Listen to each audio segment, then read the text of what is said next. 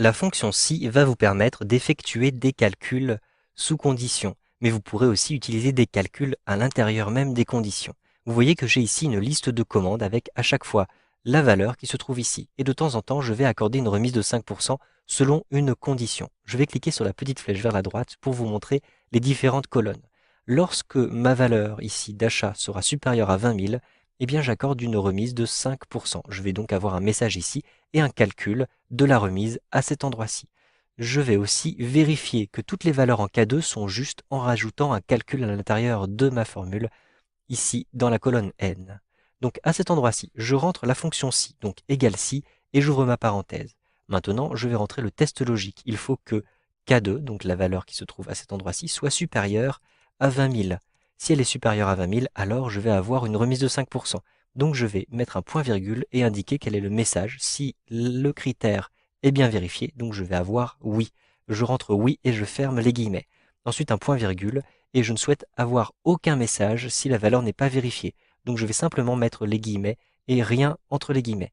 Je ferme ma parenthèse et j'appuie sur la touche Entrée. Je n'ai donc rien à cet endroit-ci puisque effectivement K2 est inférieur à 20 000.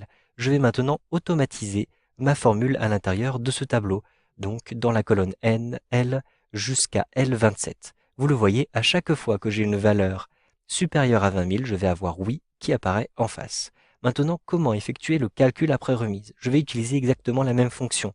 Donc, égale si, et j'ouvre ma parenthèse. Le test logique est le même. Il faut que K2 soit supérieur à 20 000.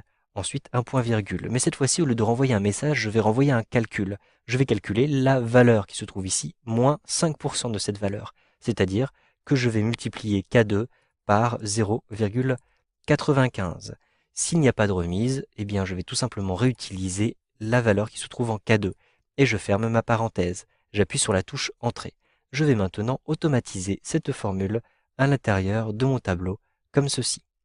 Je vais obtenir, vous le voyez à chaque fois, le calcul avec les différentes remises. En effet, 5% de 48 000 donc, va me permettre d'appliquer une remise et donc finalement le prix sera autour de 45 000.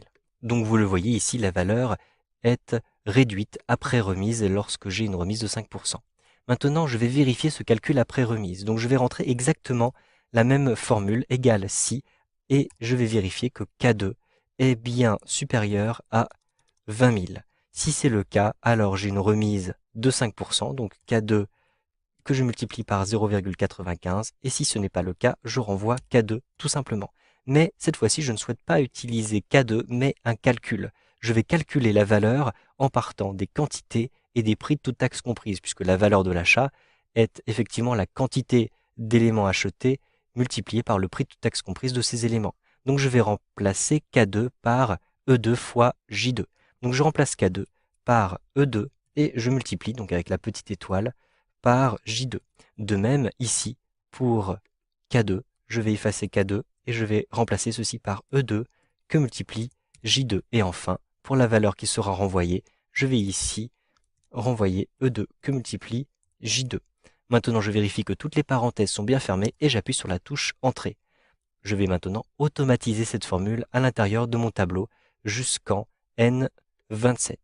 Maintenant, d'un seul coup d'œil, je vais pouvoir comparer les différentes valeurs ici et me rendre compte qu'il y a de temps en temps des erreurs. Par exemple, à cet endroit-ci, il y a une erreur parce que la valeur qui se trouve à cet endroit-ci n'est pas la bonne.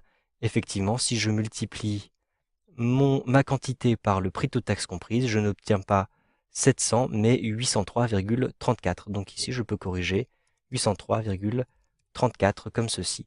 Je vais ainsi pouvoir corriger les différentes erreurs. Donc vous le voyez, il est tout à fait possible d'utiliser des calculs à l'intérieur de cette formule ci. Vous savez donc effectuer des calculs sous condition à l'intérieur de vos tableurs Excel 2013.